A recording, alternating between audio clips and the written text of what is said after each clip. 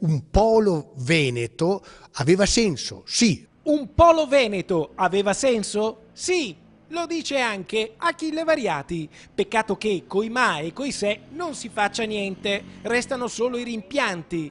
Dalla fusione a freddo da cui è nato Italian Exhibition Group, la fiera di Vicenza vale 19, quella di Rimini 81, numeri rivelatori, più di tante parole, e che portano a delle domande, con una simile quota di minoranza che condanna i vicentini a non essere più padroni a casa loro. Non sarebbe stato meglio creare un polo fieristico veneto? Per Luca Zaia sicuramente sì.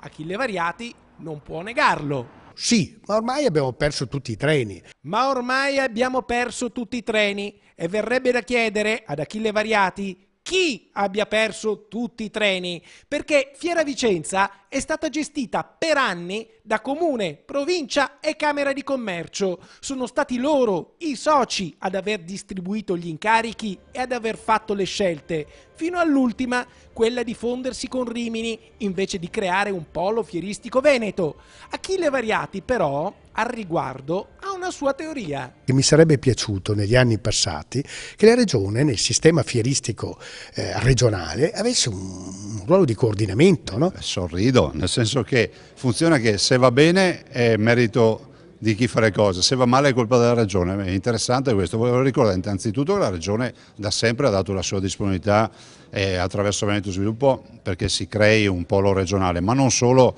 per le fiere ma anche per le multi-utility. Però dall'altro voglio ricordare che la regione non è socia, non fa parte dell'assemblea dei soci della Fiera di Vicenza, per cui anche noi abbiamo preso dei giornali, scelte che hanno fatto in autonomia e che rispettiamo, ma dire poi chiamare in causa qualcun altro quando le scelte vanno male direi di no.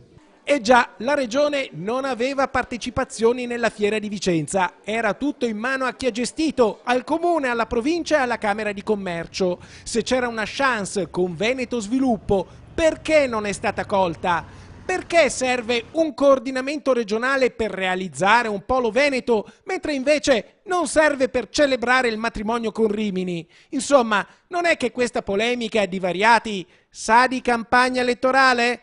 Non di amministrative però, più di regionali. Mancano 2 anni, ma il politico esperto guarda sempre avanti.